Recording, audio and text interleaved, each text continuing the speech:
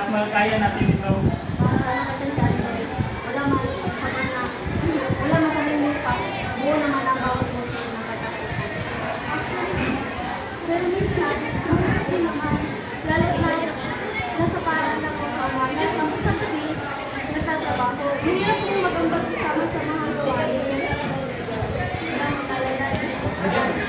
Jane.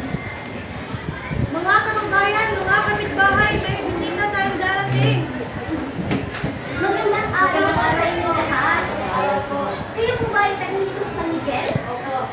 Ako lamang po si Mika, isang researcher na nagmula sa Manila. Ngayon, nandito po ako dahil mayroon po ako gusto kong ihatid na bagong panukala. Ang panukala po ito po ay ang pagkakaroon ng bawat isa ng kanyang lupa. Sariling bahagi, hindi mo sabihin kanya-kanya lang. Opo. At ito po si... Tama po ang iyong sinasabi, Andoy. Magkakaroon kayo ng mga kanya-kanyang lupa kung saan kayong lahat makakabenepisyo. Hindi mawawalan ang inyong pagtutulungan, ang inyong pagkakapwa, ang inyong pagkakapwa-tao, pagtutulungan nyo sa bawat isa. Ang pagkakaroon lamang ng inyong sariling lupa ay magkakaroon naman kayo ng mga benepisyo, makakapag-eksperimento kayo, makakapag-desisyon kayo. Pero paano kung nakalimutan? Paano kung hindi sila marunong magpatakbo ng lupa nila? Hindi lahat po sa ganon. Ang sa amin lang po ay hindi rin mawawala ang inyong mga pagtutulungan. Actually po, kung may sarili akong bahagi, kaya kung ayos na akong oras, alagaan ko yun kahit weekend lamang. Tsaka, para po, Tama ba?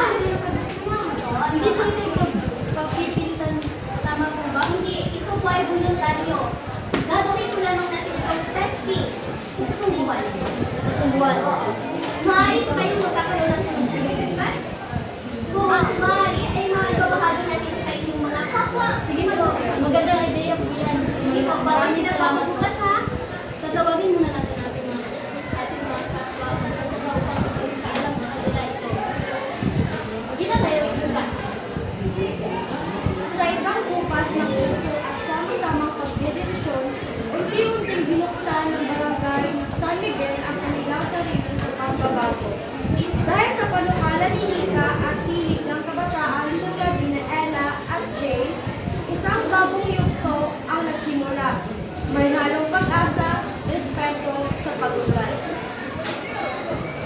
Sa ilalim ng puno ng mangga, may maikling barangay tulong, may lamesa, papel at isang maliit na sala. Mga kababayan, tayo ay magpupulong-pulong muna at meron tayong bisita na isang researcher, Mano.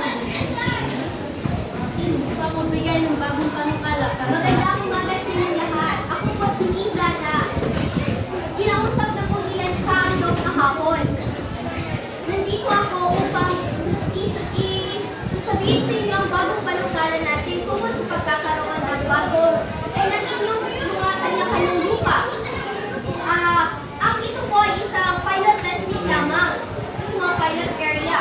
Pipili po tayo ng mga pamilya na magkakaroon ng hinignan lamang ng sariling lupa at pagkatapos ng 3 buwan ay pag makikita natin ang resulta nito ay tsaka natin ito palalaguin. So, super Pero kailangan natin nagkabayan na bawat isa isa. Pero lalo na yung mga walang dapat nakaalaman sa pag huwag po kayong mag-alala na dito ako gagawin sa inyo. 3 buwan po. Ganda po akong sabi. Gusto ko pong patunayan na kahit working student ako, may magagawa ko rin. Hindi po ako sa sarili kong paraan. Tama ka dyan. Ayan! May volunteers na tayo simula pa lamang. Maganda itong ideya sapagkat maaaring ito ang maging solusyon sa ating hamon sa ating buhay. Hindi ko katanggihan ang mga pagbabago, pero gusto kong maging malinaw at para magkaisa tayo.